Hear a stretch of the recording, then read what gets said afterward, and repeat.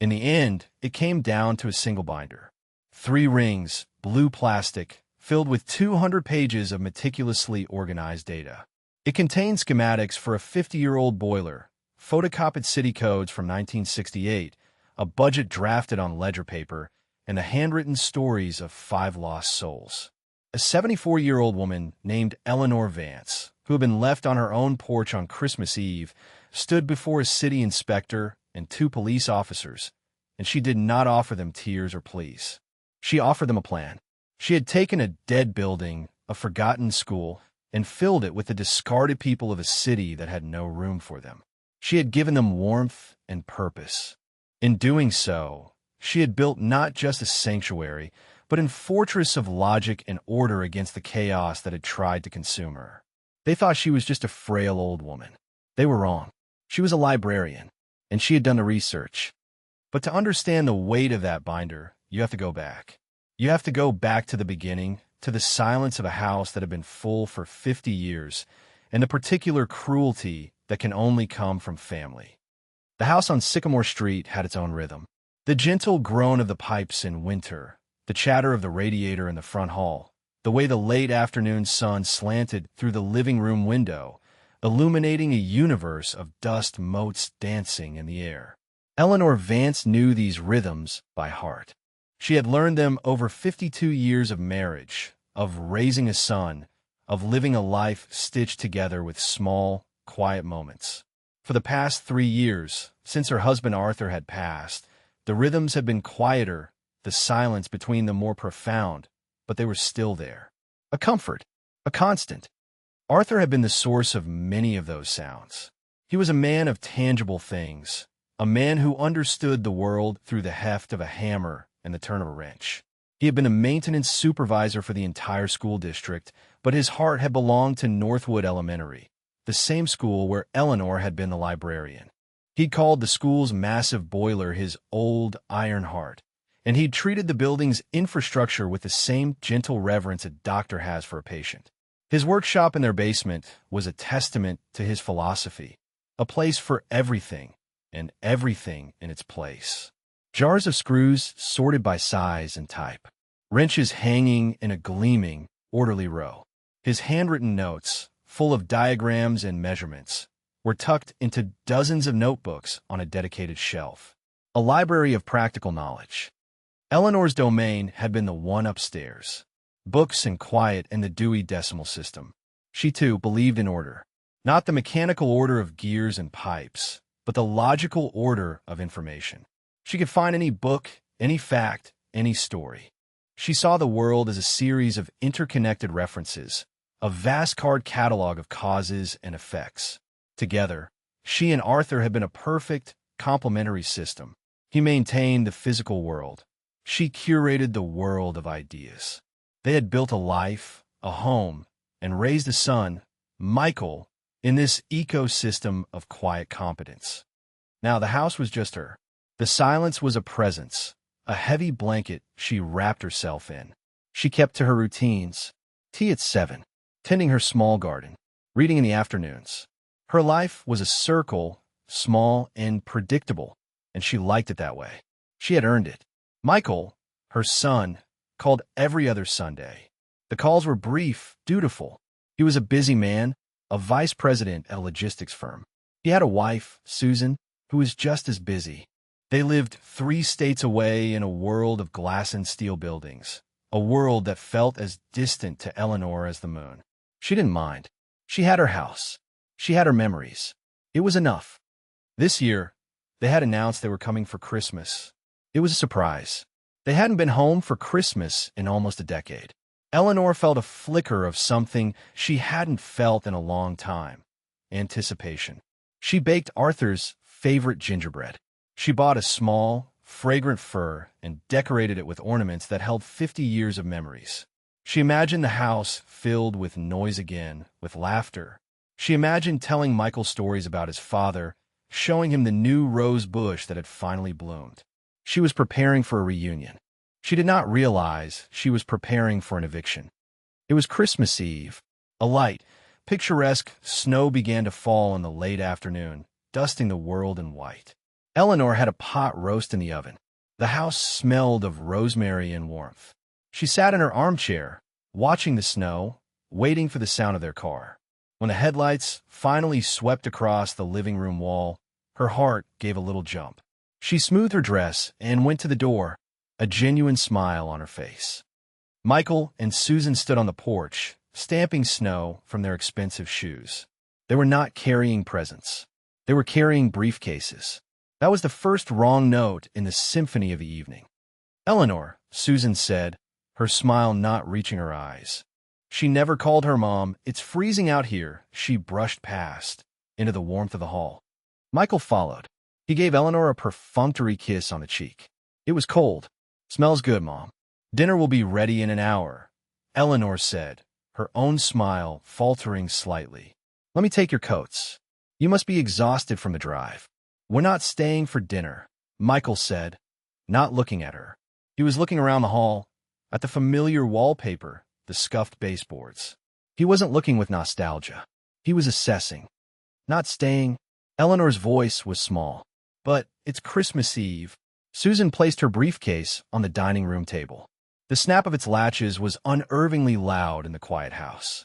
"Eleanor, we need to talk. It's probably best if we just get this over with." A knot of ice formed in Eleanor's stomach. This was not a Christmas visit. This was a business meeting.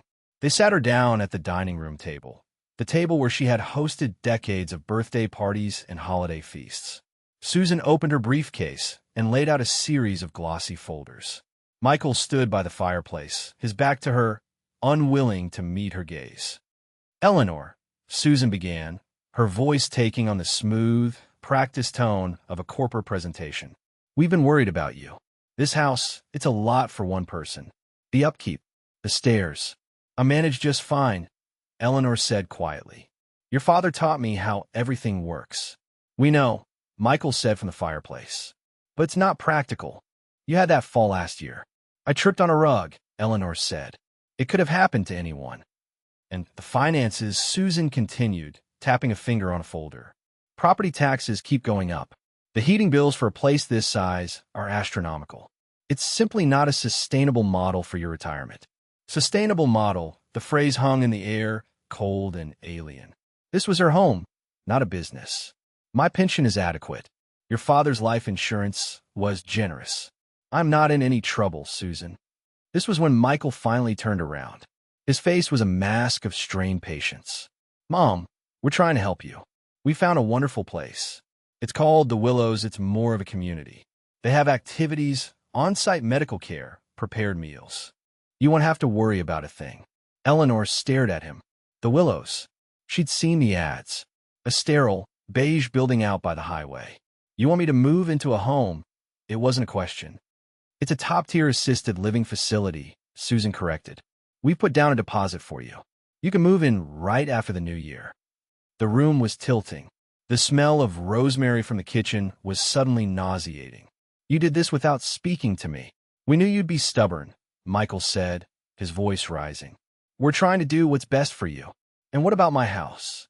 Eleanor asked, her voice trembling. Susan slid a document across the table. It was thick, official. A sales agreement. "That's the other part. The market is very hot right now. We got a fantastic offer. All cash, closes in 30 days. Eleanor looked at the paper. She saw the address, her address. She saw a name she didn't recognize. She saw a number with a lot of zeros. Then she saw the signatures at the bottom. Michael's. And her own. A shaky, unfamiliar version of her own name. "I didn't sign this," she whispered. "Mom," Michael sighed, running a hand through his hair. "Don't you remember? After Dad died, we had you sign some papers to help manage your accounts. You gave me power of attorney. It was to make things easier in case something happened." Something had happened. He had happened. The fall she'd taken wasn't on a rug. She had been on a step stool, reaching for a book, and had missed her footing. She'd sprained her wrist.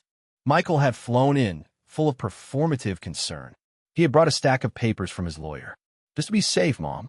So I can pay your bills if you're laid up." She had been in pain, disoriented. She had trusted him. She had signed. "You sold my house," Eleanor said. The statement was flat, devoid of emotion. The shock was too big to process. It was a block of ice, filling her chest, her throat. "We secured your financial future," Susan said, as if correcting a misstatement in a quarterly report. "The proceeds from the sale will cover your expenses at the Willows for the rest of your life. It's the responsible thing to do." "Get out," Eleanor said. "Mom, be reasonable," Michael started. "Get out." The voice that came out of her was not her own. It was cold and hard as iron.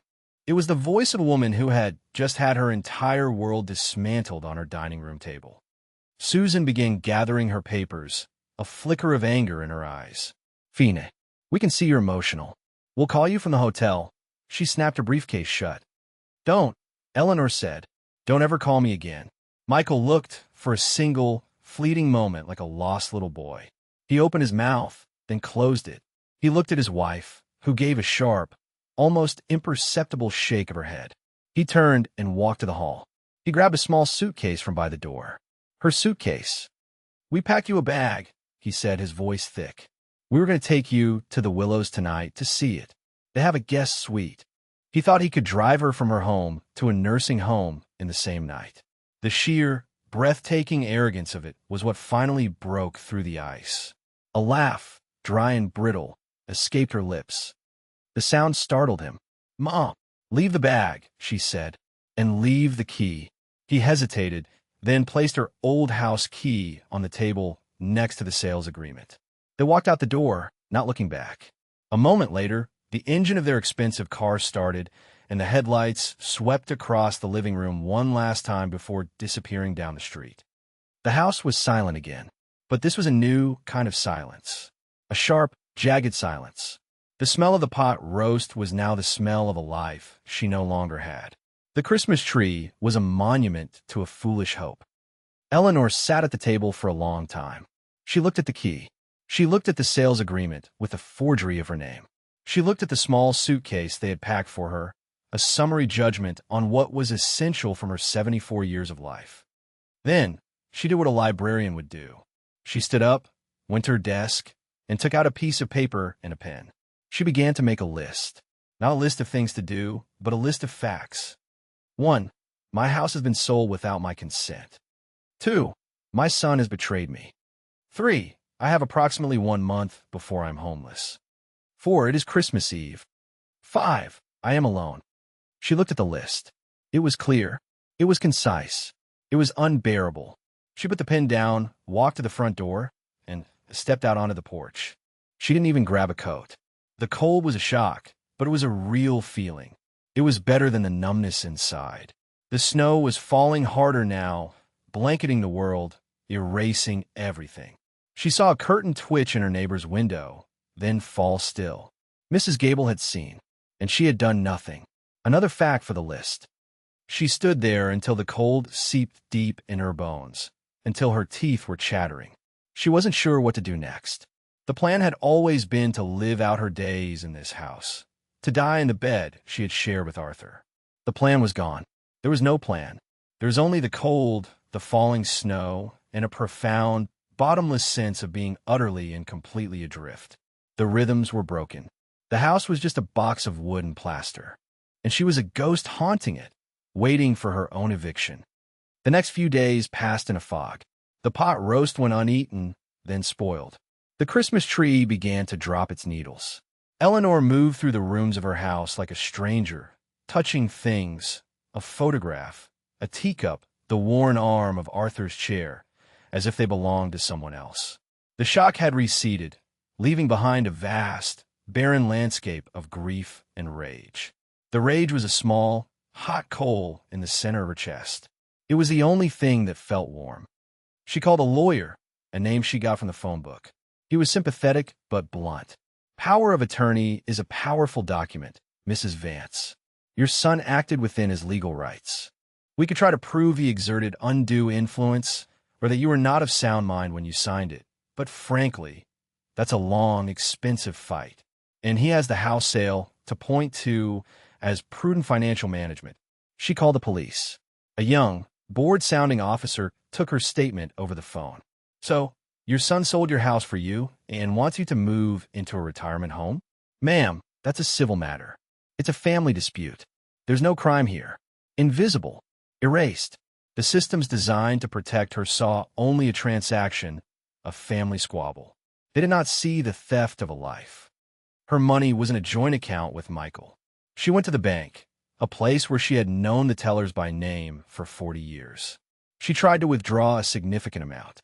A polite, nervous young manager came out to speak with her. "Mrs. Vance, your son, as the joint holder with power of attorney, has placed a daily withdrawal limit on this account. $200. He also left a note, citing concerns about potential financial exploitation.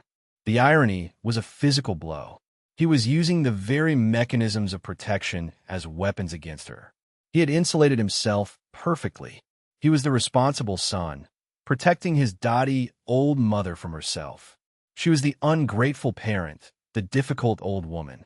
She took her $200 and walked out of the bank, the familiar building now feeling like an enemy outpost. With that $200, she bought a bus ticket. She didn't know where she was going. She just knew she couldn't stay in that house, waiting for the new owners to arrive. She packed the small suitcase Michael had left, adding a few things of her own. Arthur's notebooks, a framed photo of the two of them on their wedding day, and her library card. It felt like a ridiculously small archive of a life. The night before she left, she walked through the house one last time. She went down to the basement, to Arthur's workshop. The air smelled of sawdust and oil in him. Everything was in its place, orderly, dependable. She ran her hand over the cool steel of his favorite lathe. "What do I do, Arthur?" she whispered into the silence. The silence offered no answers. She spent her last night not in her own bed, but in a cheap, anonymous motel off the highway. The sheets were thin and smelled of bleach. The heater rattled. The television was bolted to the dresser. It was a place for people in transit, a place with no past and no future. It was perfect. She lay awake all night, staring at the textured ceiling, the $200, now less after paying for the room, feeling like the last grains of sand in an hourglass. This was the low point. This was the bottom. She was 74 years old, in a motel room, with less than $200 to her name, and she was utterly, terrifyingly alone. The next morning, she did not get back on a bus. The idea of going to another town, another anonymous place, was unbearable. Instead, she started walking. It was a cold, gray January day. She walked with no destination in mind, just a need to move, to feel the cold air in her lungs, to remind herself she was still alive. Her feet, through some unconscious homing instinct, led her back toward the old neighborhoods. Not her own, which was too painful, but the one adjacent to it, the one where she had worked for 40 years. And there it was, Northwood Elementary School. It loomed at the end of the street, a hulking brick monolith. It had been closed for nearly a decade, a casualty of budget cuts and shifting populations. The windows were boarded up with plywood. The playground was a wasteland of cracked asphalt and rusted chain-link fence. A tattered, sun-bleached "For Sale by City" sign hung crookedly on the fence, an afterthought. Eleanor stood across the street, looking at it. She saw not the ruin, but the memory. She saw children lining up by the front door. She saw Arthur on a ladder, fixing the gutter.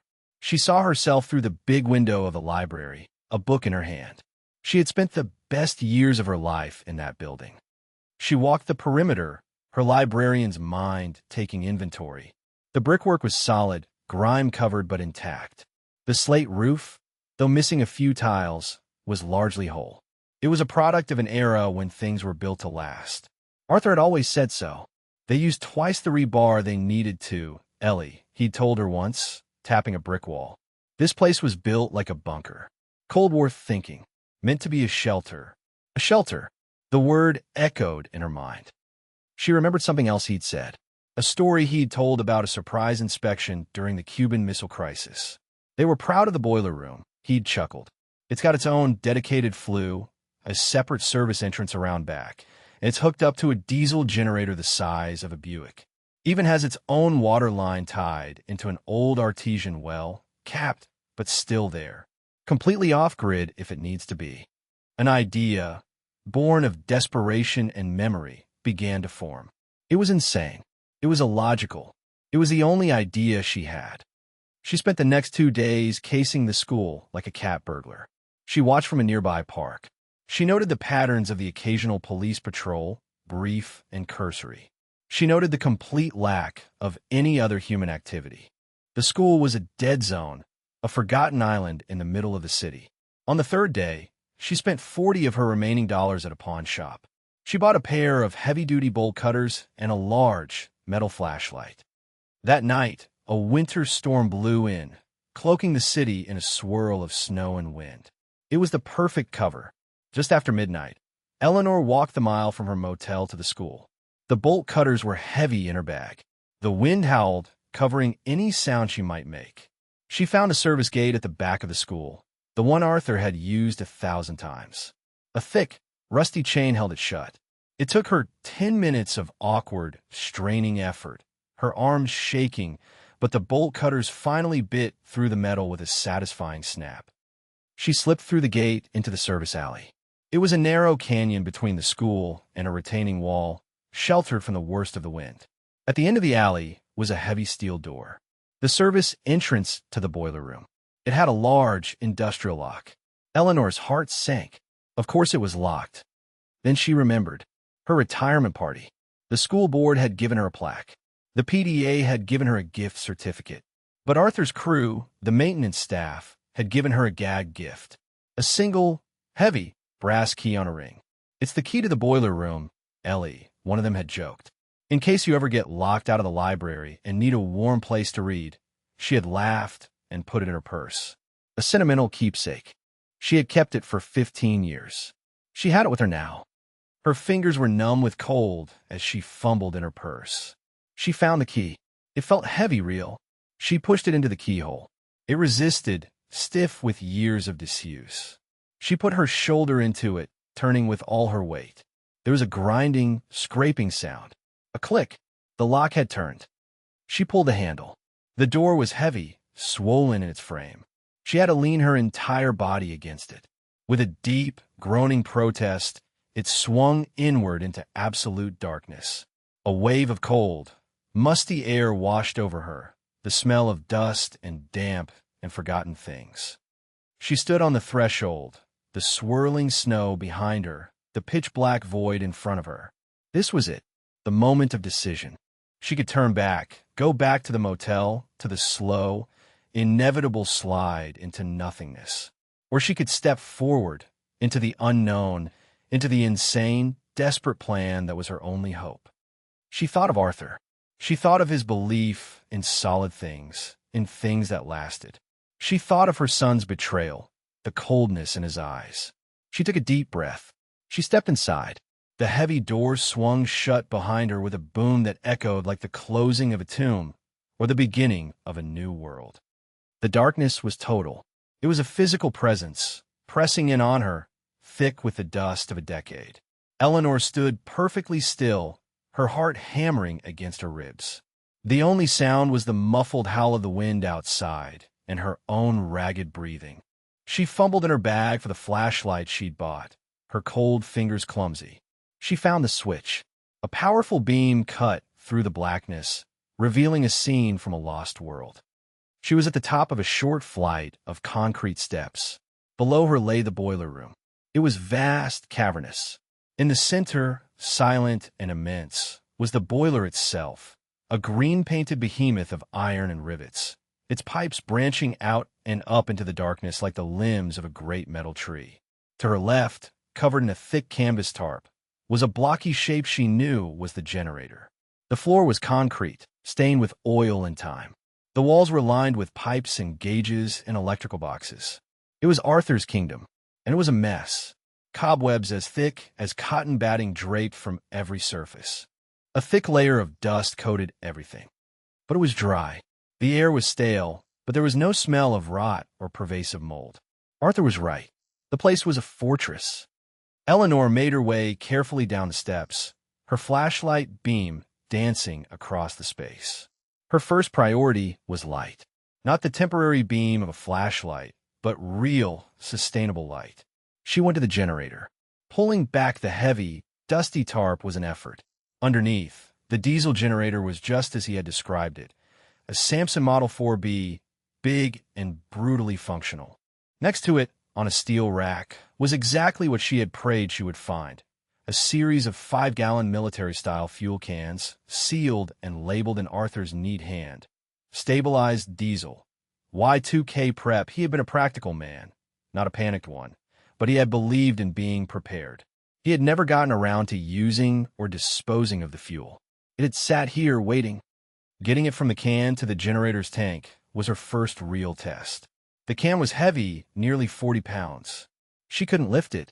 She looked around. A librarian's mind, an organizer's mind, began to assess the resources at hand. She found a length of old, stiff hose. Siphoning. She'd read about it.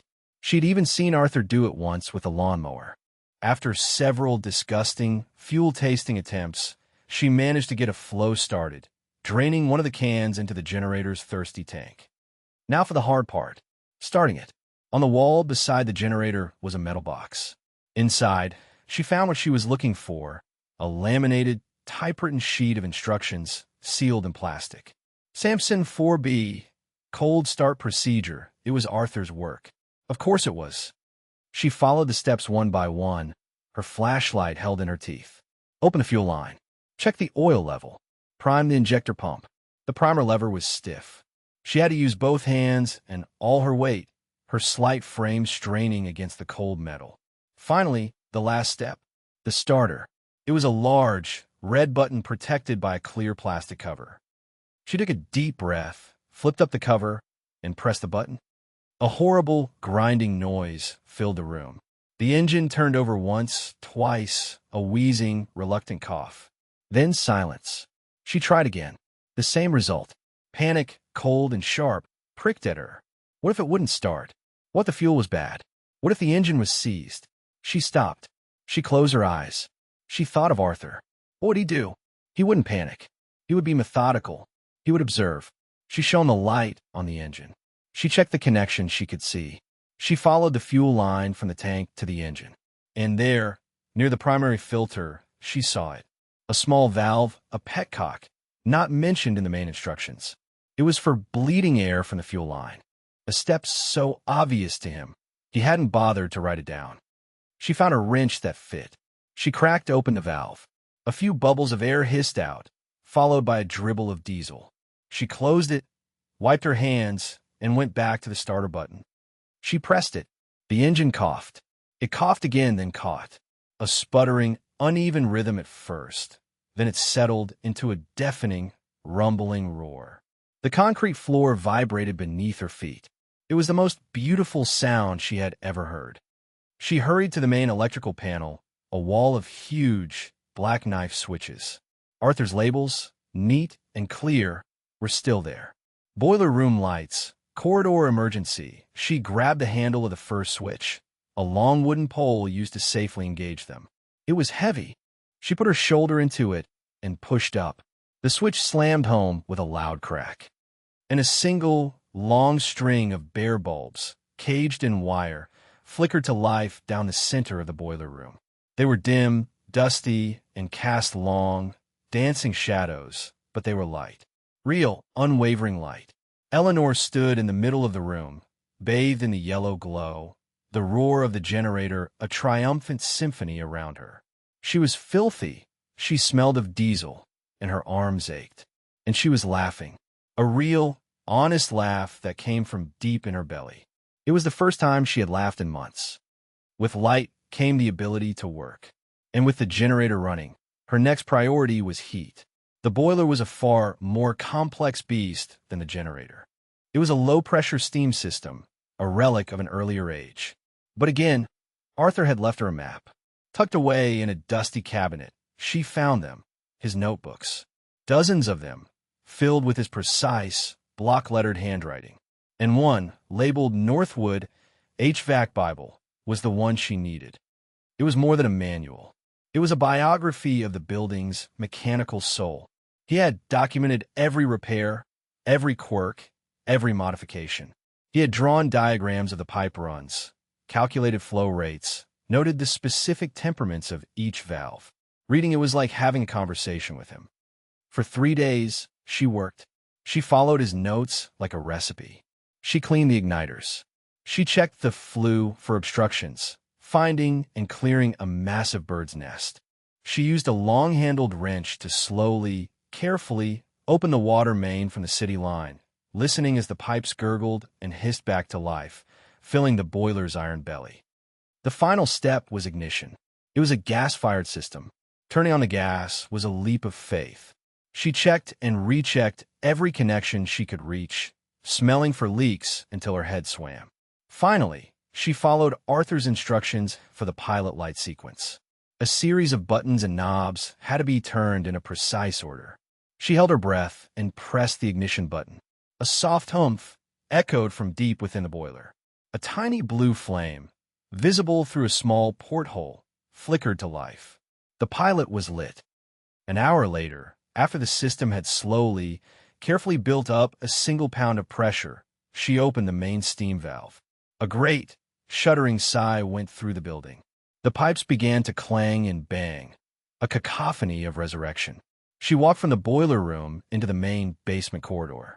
At the far end was a large, cast-iron radiator. She laid a hand on it. It was cold. She waited.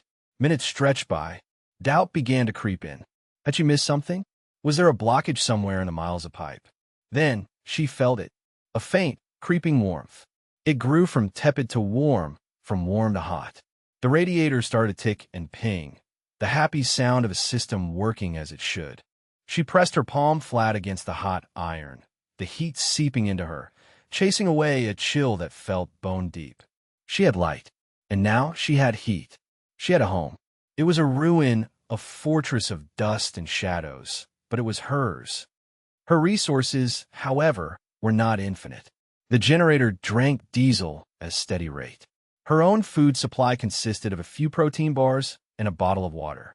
In a week into her new life, a crucial gasket on a water pump began to fail, a steady drip, drip, drip that promised a future flood. Arthur's stash of parts was vast, but not complete. She found the part number in his notes, but the part itself was not on the shelves. She had to go out.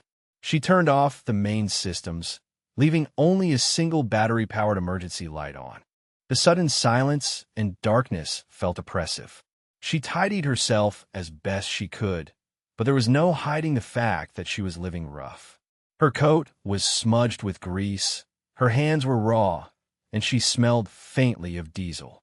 She walked for 2 miles, past the gleaming storefronts and franchise chains, to a part of town that seemed as forgotten as the school. There, on a corner, was Hobbs Hardware. The paint was peeling, and the window display looked like it hadn't been changed since the Carter administration. It was perfect. An old-fashioned bell chimed as she entered. The air inside smelled of metal, wood, and that particular clean scent of concrete dust. The place was a labyrinth of towering shelves, crammed with everything from plumbing fixtures to gardening supplies. Behind a cluttered counter sat a man who looked as old and weathered as the store itself. He had a bald head, a fringe of white hair, and a face that looked like it had been set in a permanent scowl. "Help you," he grunted, not looking up from his newspaper. Eleanor walked to the counter. She felt a pang of self-consciousness. She looked like a vagrant. She decided her only option was to be direct. "I need a flange gasket for a Samson water pump, Model 2C.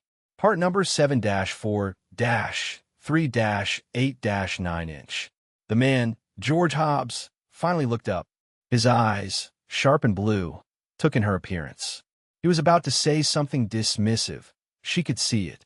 But the part number had given him pause. It was too specific. "Don't make the 2C anymore," he said, his voice a low grumble. "Haven't for 20 years. "I know," Eleanor said, "but the gasket is a standard 3-inch flange.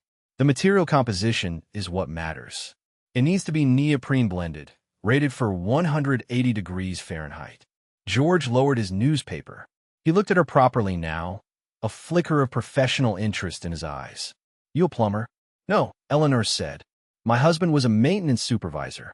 "Who's that?" "Arthur Vance." The name landed in the quiet store with surprising weight. George's scowl softened just a fraction. "Art Vance? Hell of a man. Knew more about steam fittings than any man I ever met. He bought parts here for 30 years. I heard he passed. Sorry for your loss. He was one of the good ones. Thank you, Eleanor said, her throat suddenly tight. He was Art Vance's wife. George mumbled to himself, as if solving a puzzle. He pushed himself off his stool. Samson 2C, 7-4-3-8-9. Yeah, I remember the part. Haven't sold one in a dog's age. He shuffled off into the maze of shelves, his footsteps echoing. Eleanor waited, her heart beating a little faster. This felt important. This felt like a test. He was gone for a long time. She heard the sound of boxes being shifted, a muttered curse. Finally, he returned, a small, dusty cardboard box in his hand. He blew a cloud of dust off the top and opened it. Inside, nestled in yellowed tissue paper, were 3 black rubber rings. Found him, he said, a note of triumph in his voice. He placed one on the counter. Last ones I got. On the house. For Art's sake. Eleanor was stunned. Oh no, I couldn't. I have to pay you. George looked at her hands, at the grease under her fingernails that no amount of scrubbing could remove. He looked at the weariness in her eyes. He was a man who understood how things worked, and he could see that something was broken in her world. Tell you what, he said, his voice gruff to cover the kindness. You look like you were in the middle of a project. Open a tab. Pay me when you're done. He wrote Vance on a small notepad he kept by the register. Now, you need anything else? That pump, you want to repack the bearings while you got it apart. I got some graphite packing that'll work. It wasn't charity. It was professional courtesy. He had recognized her competence, or at least the echo of Arthur's competence in her. He saw not a lost old woman, but a fellow practitioner of the practical arts. He was her first ally. Eleanor walked out of Hobbs Hardware with a gasket, a box of graphite packing, and a renewed sense of purpose. She had a supplier. She had a line of credit. She was no longer just a squatter. She was a restoration project in progress. The school wasn't just her shelter anymore. It was her responsibility. The successful repair of the water pump marked a shift for Eleanor. The initial, desperate scramble for survival was over. Now a new phase began, habitation. She moved her few belongings from the boiler room up to the first floor. Her chosen sanctuary was, naturally, the library. It was a wreck. The big windows were boarded up, plunging the room into a perpetual twilight. The air was thick with the smell of decaying paper. Books had been pulled from shelves and lay in scattered, moldering piles. The checkout desk was covered in graffiti and filth. But the bones were good. The oak shelves were dusty but solid. The high ceiling, though stained, gave the room a sense of grandeur. Eleanor started by cleaning. It was a monumental task. She swept away years of dust and debris. She scrubbed the floor on her hands and knees. She washed the checkout desk until the grain of the wood showed through again. With each act of cleaning, she was reclaiming the space, imposing her own sense of order on the chaos. She turned her attention to the books. Thousands of them. Many were ruined, swollen, and mildewed beyond saving. These she piled up to use as fuel for the small wood stove she had found and repaired in the teacher's lounge. It was a grim but practical calculus, but many others were salvageable. She wiped each one down, aired it out, and placed it back on the shelves. Not in any random spot, but in its correct place according to the Dewey Decimal System. 500s for science, 800s for literature, 900s for history. It was a quiet, meditative task. As she sorted the books, she felt like she was sorting the pieces of herself, putting them back in their proper order. She created a small living space for herself behind the checkout desk. A cot, a small table, a single lamp run by a long extension cord from the basement. It was Spartan, but it was hers.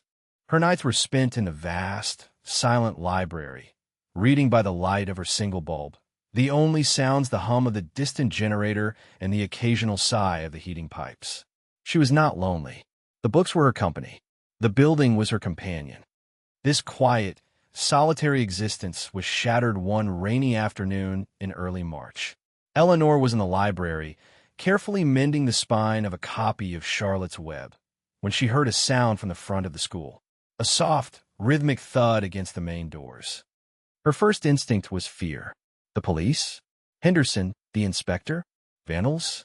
She crept down the dark main corridor, her heart pounding. The sound came again, louder this time. It wasn't an aggressive sound. It sounded weak. She peered through the small, grimy window in the door. Huddled in the entryway, trying to shelter from the driving rain, was a young woman.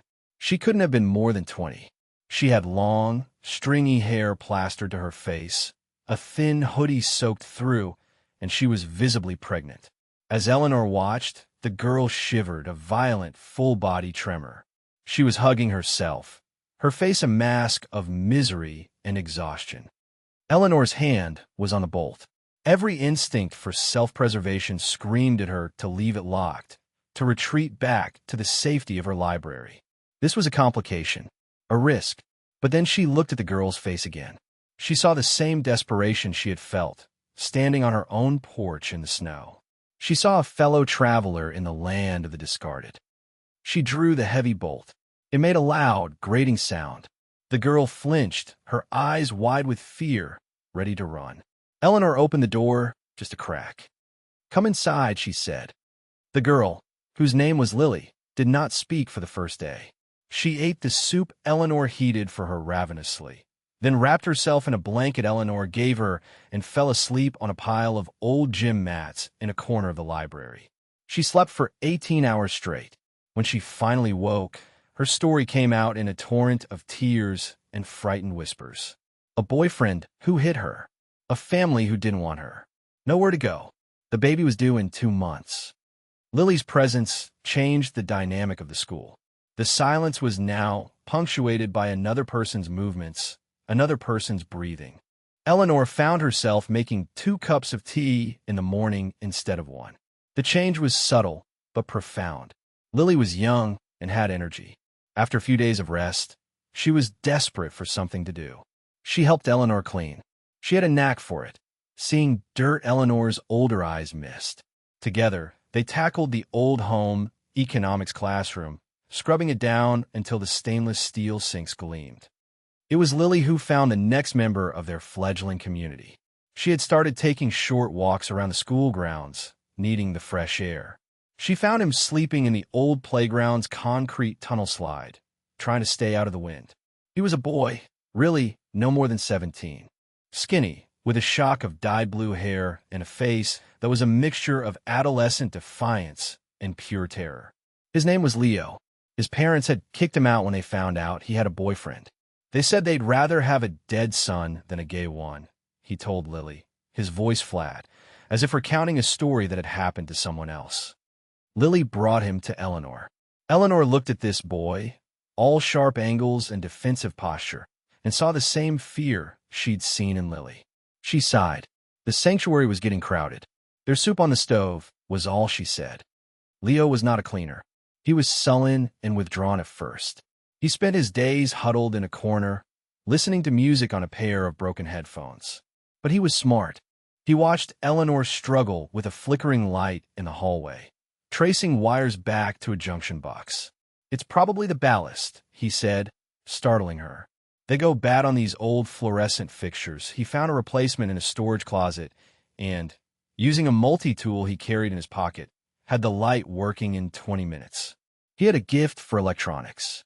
He tinkered with the school's defunct PA system, cannibalizing parts from old radios, until he managed to get it working in a limited capacity, allowing them to speak to each other across the vast building. The ecosystem was growing. Lily, it turned out, had worked in a restaurant kitchen. She took over the home economics room, organizing the pantry with scavenged cans and turning their meager supplies into surprisingly delicious meals. Leo became the resident technician, keeping the lights on and their small array of scavenged electronics running. Eleanor was the archivist, the planner, the quiet authority who kept the whole fragile enterprise from collapsing. She assigned tasks, mediated the rare dispute, and kept track of their dwindling and replenished supplies in one of Arthur's old ledgers. Spring arrived. The snow melted, revealing the muddy, neglected grounds around the school. And with the spring came Mr. Abernathy. He was not found by Lily or Leo. He found them. He was an elderly man, even older than Eleanor, with a gentle face and hands that were permanently stained with dirt. He had been living in the apartment building across the street for 50 years. When the building was sold to a new developer who doubled the rents, he was forced out. He had seen the faint light in the school windows at night. He had seen the wisp of smoke from the teacher's lounge chimney. He was desperate. He knocked on the front door one morning, a battered hat in his hand. "I'm not looking for a handout," he told Eleanor, his voice soft but firm. "But I can make things grow. Anything." He was a gardener, and he saw what Eleanor had only just begun to notice. The school's flat, gravel-covered roof had potential. With Mr. Abernathy's guidance, they began a new, ambitious project. They hauled buckets of dirt from a neglected corner of the school grounds up to the roof. They used old science class planters and anything else they could find to hold soil. Mr. Abernathy had saved seeds from his old garden. Tomato, squash, beans, herbs. He planted them with the loving care of a master craftsman. A community had formed. A strange, motley collection of the lost and the broken.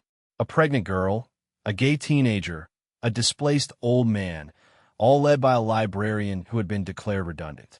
They were not just surviving anymore. They were building. They had a system. They had rules. Everyone worked. Everyone contributed. They scavenged what they needed, from discarded furniture left on curbs to scrap metal they could trade with a local junk dealer for things they couldn't find. Eleanor watched it all from her perch in the library. She saw the way Lily and Leo had formed a sibling-like bond, teasing each other. She saw the pride on Mr. Abernathy's face as the first green shoots pushed their way through the soil on the roof. The school was no longer a dead building. It had a heart again, a strange, cobbled-together, fiercely beating heart. She had come here seeking only shelter. She had found a purpose. She had a new list now, not of what was lost, but of what was found. 1 Lily, due in May, needs prenatal vitamins. Hai Lao, expert with wires, needs new boots. 3 Mr. Abernathy, knows soil, needs a new trowel. 4 The sanctuary, population. 4 Status, stable. For now.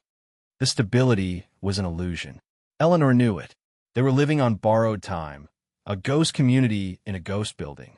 Their quiet, ordered world was a secret, and secrets, she knew from her books, never last.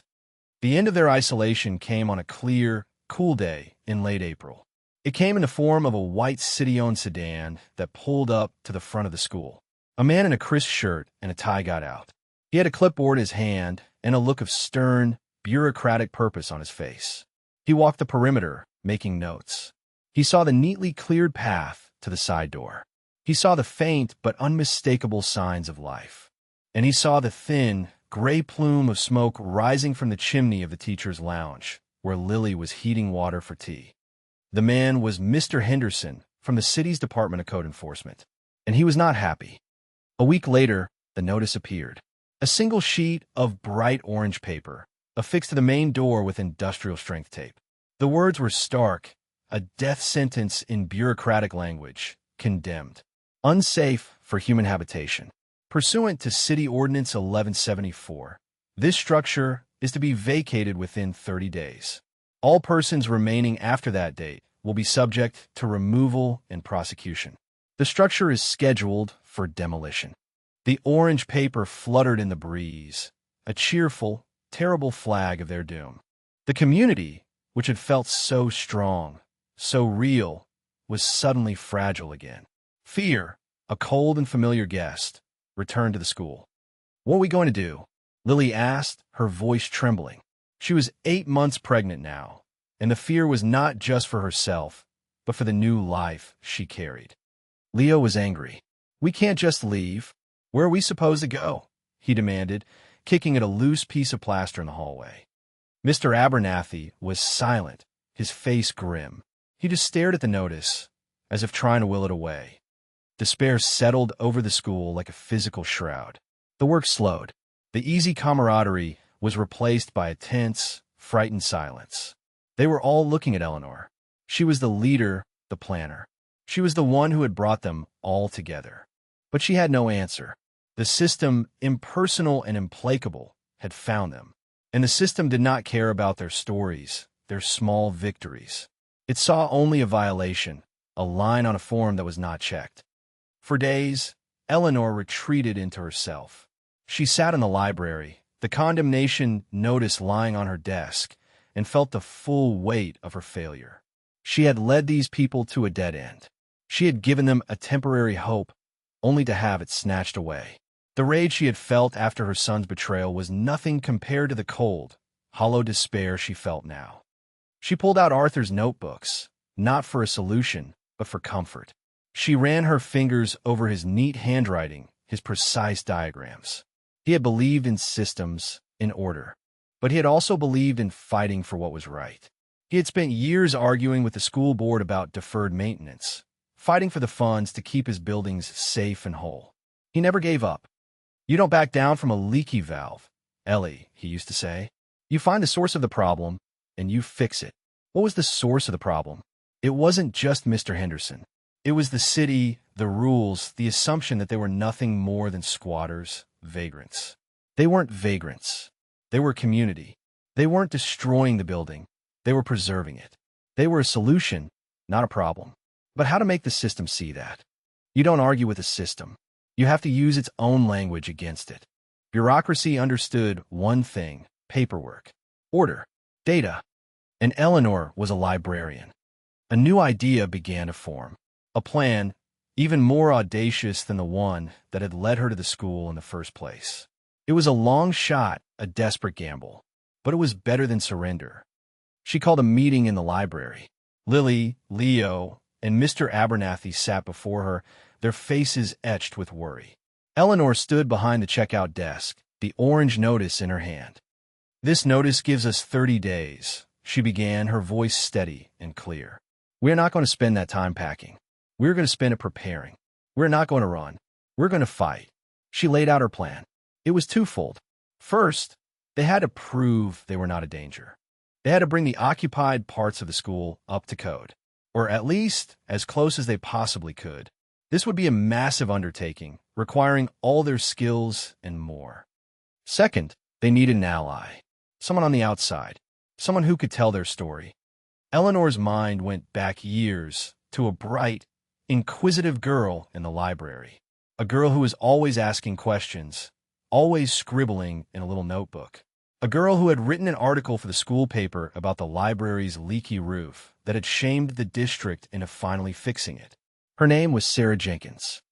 A quick search on the library's ancient, dial-up era computer, which Leo had miraculously gotten working, revealed that Sarah Jenkins was now a reporter for the local Metro Chronicle.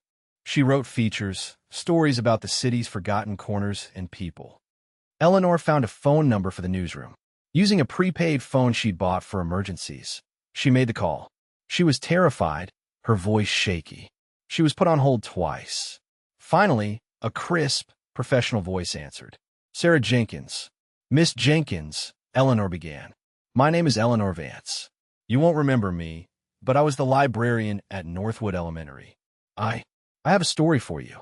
The next day, Sarah Jenkins, a sharp woman in her late 30s with kind, intelligent eyes, met Eleanor at the park across from the school. Eleanor told her everything: the betrayal by her son, the motel, finding the school, the generator, Lily, Leo, Mr. Abernathy, the condemnation notice.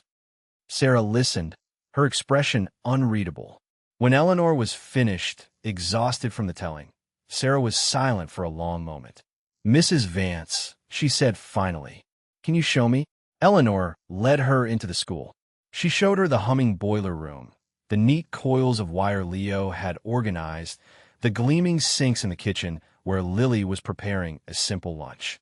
She took her up to the roof and showed her Mr. Abernathy's garden, the neat rows of thriving green plants against the backdrop of the city skyline. She ended the tour in the library, her sanctuary, with its shelves of ordered books and its quiet, peaceful air.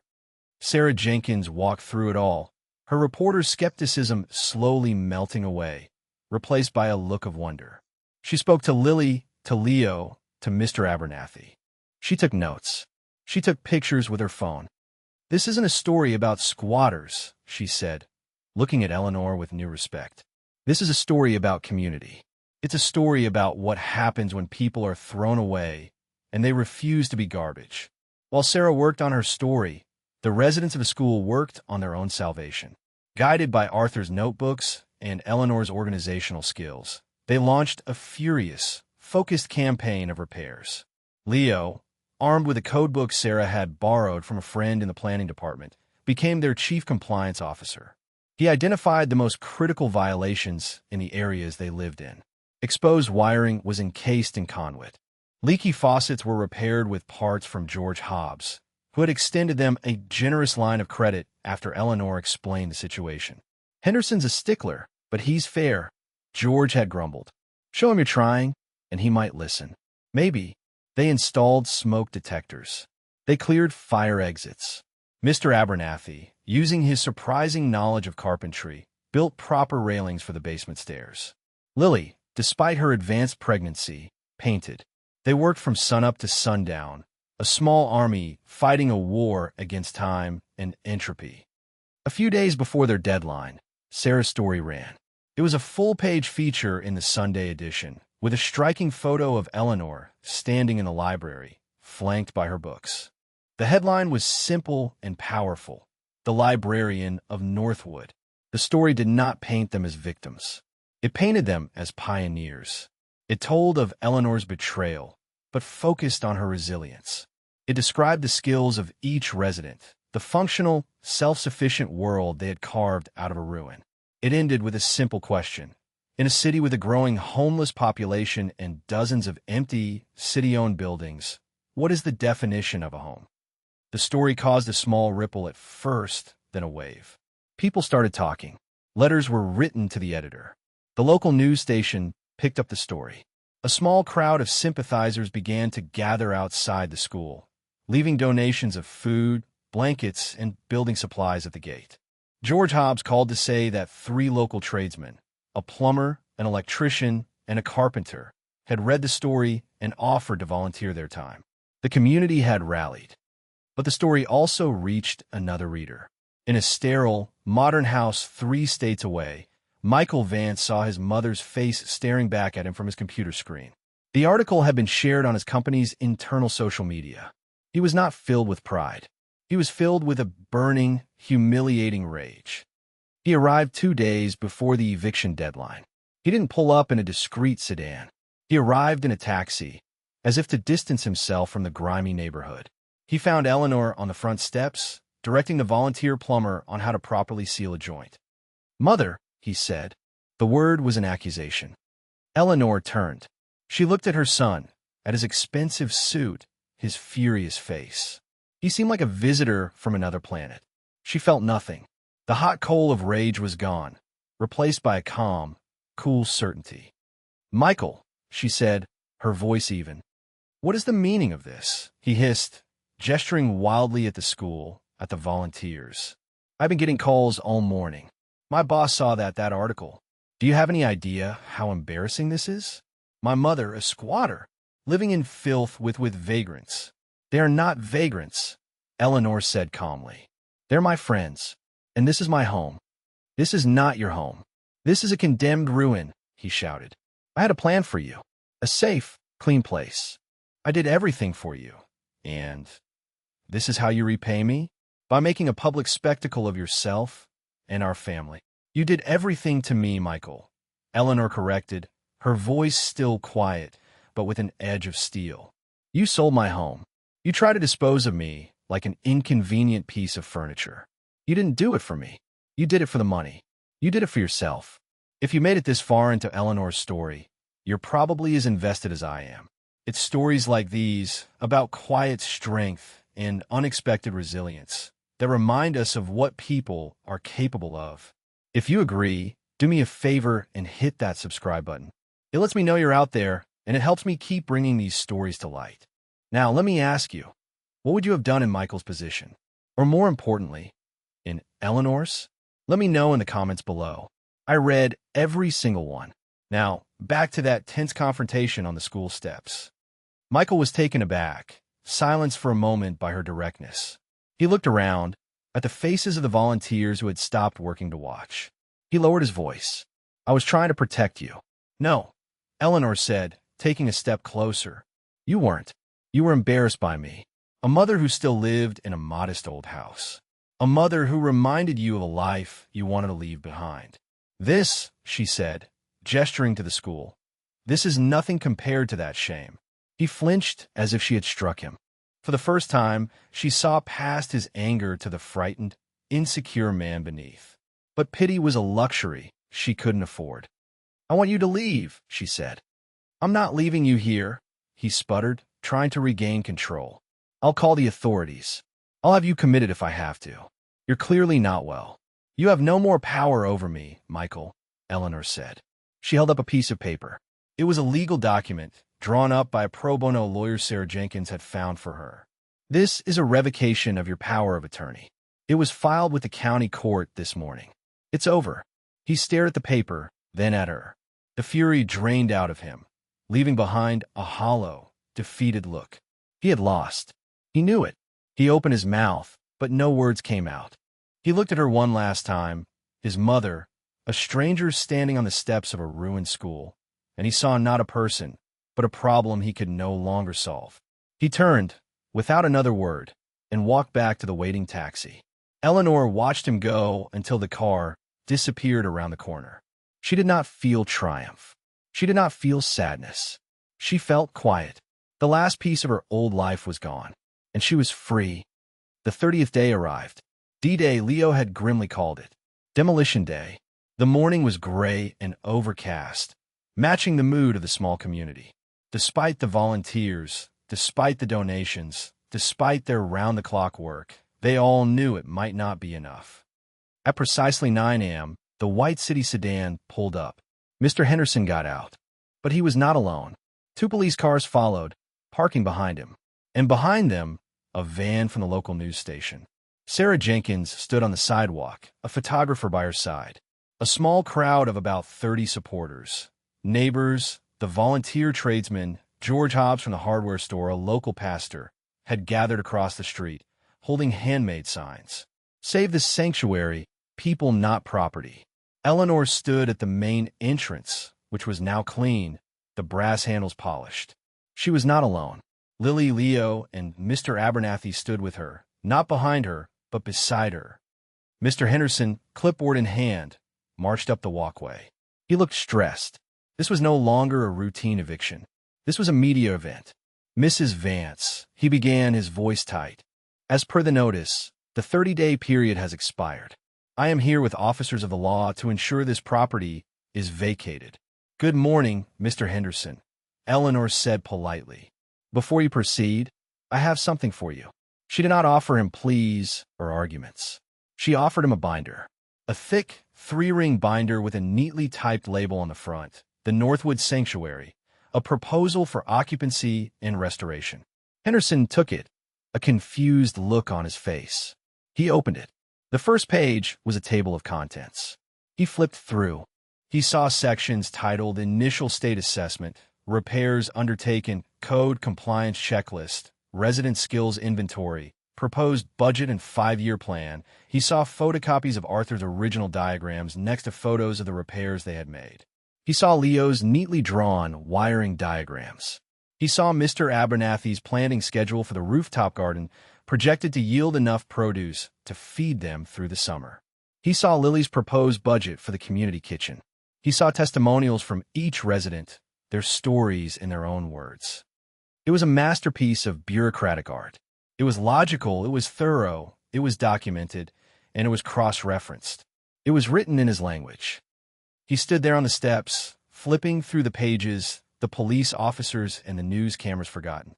He, a man who lived by the code, was looking at a document that weaponized the code in the name of human decency. We have addressed all the critical violations in the areas we currently occupy, Eleanor said, her voice carrying in the quiet morning air. The electrical work in the main hall, library, and kitchen has been brought up to code by a licensed volunteer electrician. The plumbing has been certified as safe. We have installed smoke and carbon monoxide detectors. We are not asking for a handout, Mr. Henderson. We are proposing a partnership. We will be the custodians of this building. We will continue to bring it back to life at no cost to the city. All we ask is to be allowed to stay." Henderson looked up from the binder, his face a mixture of shock and grudging admiration. He looked at Eleanor, at the determined faces of the people beside her, at the crowd of supporters. He looked at the news camera pointed directly at him. He was a man in a box. The law said to evict them. The paperwork in his hands offered a meticulous, logical argument not to. His job was to enforce the code, and these people had, against all odds, shown a profound respect for the code. The senior police officer, a man who had been watching the scene unfold with a weary expression, walked over. "What's the play here, Henderson?" he asked quietly. Henderson held up the binder. "This isn't a simple eviction of squatters, officer. This is complicated." The officer glanced at the binder, then at the camera, then at Eleanor. "Looks to me like this is above your pay grade now." "And mine," he said. He spoke into his radio. "Stand down for now. We're holding our position. The situation is stable." It wasn't a victory, not yet, but it was a stay of execution. Henderson, looking profoundly relieved to be able to pass the decision up the chain of command, made a call. He spoke in low, bureaucratic tones. He used words like unprecedented, comprehensive proposal, and significant public interest. He hung up the phone. "The director of planning will review your proposal," he announced to Eleanor and to the cameras. "The eviction is postponed, pending that review." A cheer went up from the crowd of supporters. Lily hugged Eleanor. Leo let out a whoop of joy. Mr. Abernathy had tears in his eyes. Eleanor simply nodded at Mr. Henderson. "Thank you," she said. The aftermath was a whirlwind. The story of the standoff, of the binder, was the lead story on the evening news. Sarah Jenkins' follow-up article went viral. The librarian of Northwood became a local folk hero. The city was flooded with calls and emails in support of the sanctuary. The pro bono lawyer, a sharp young woman named Maria, used the public momentum to press the city for a permanent solution. The city, faced with a public relations nightmare and a surprisingly solid legal and logistical proposal, did the only sensible thing. They capitulated. After a month of negotiations, the city council voted to lease the Northwood Elementary School building and grounds to the newly formed Northwood Sanctuary Project, a registered nonprofit, for the sum of $1 a year. The binder had won. Logic, order, and a little bit of Arthur's stubborn common sense had won. The day the lease was signed was a day of quiet celebration. There was no big party. Instead, everyone simply went back to work. There was a school to rebuild. The following year was one of transformation. With legitimacy came a wave of support. Donations of materials and money arrived. More volunteers came, not just to fix but to teach. The retired electrician started a class for Leo and other interested youths from the neighborhood, teaching them a valuable trade. The plumber did the same. The sanctuary was no longer just a home. It was becoming a true community center, a place of learning and second chances. More people came to live there, each vetted by Eleanor and the small council they had formed. A young mother and her 2 children fleeing domestic violence. A veteran struggling with PTSD who found peace in the quiet order of a library. A young artist who painted vibrant murals on the once barren hallway walls. The school was coming alive, its corridors filling with the sounds of life, of children's laughter, of work, of purpose. Mr. Abernathy's rooftop garden expanded, covering nearly the entire roof. They sold the excess produce as small weekend market, bringing in a steady stream of income. Lily had her baby, a healthy girl she named Hope. The old kindergarten room was turned into a small daycare, run by Lily and the other young mother. The gym was repaired, the floor refinished, and it hosted community meetings and basketball games. Eleanor presided over it all from her command center in the library.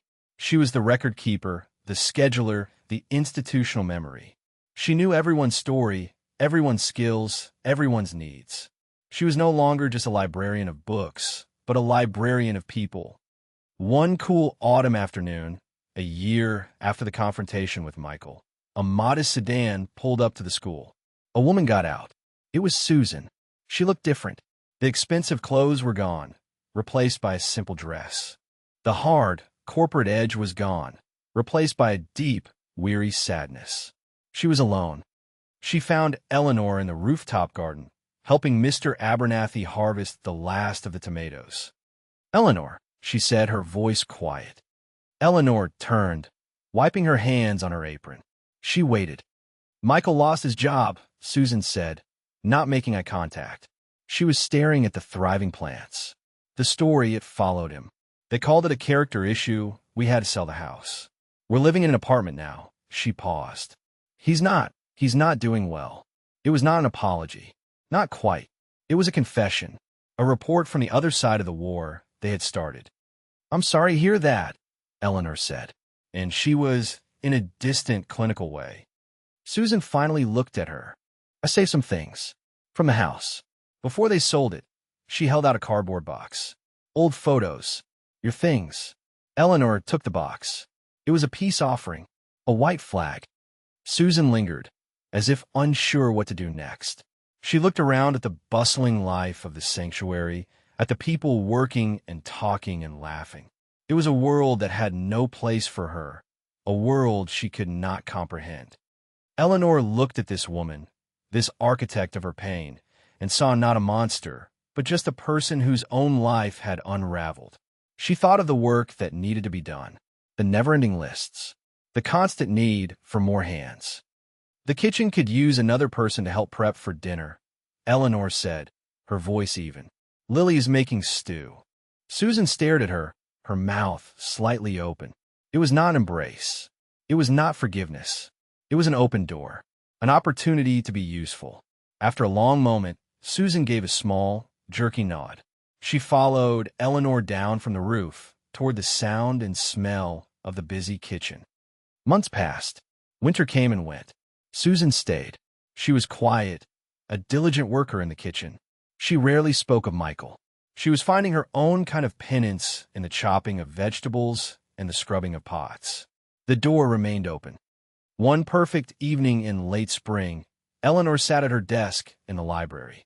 The setting sun streamed through the now unboarded windows, bathing the room in golden light. The air was soft, carrying the scent of blossoms from the trees outside and the faint, delicious smell of dinner being prepared. From the gym, she could hear the rhythmic thump, thump, thump of a basketball. Her work was done for the day. The schedules were made, the supply orders placed. She leaned back in her chair, a rare moment of stillness. She looked at her desk.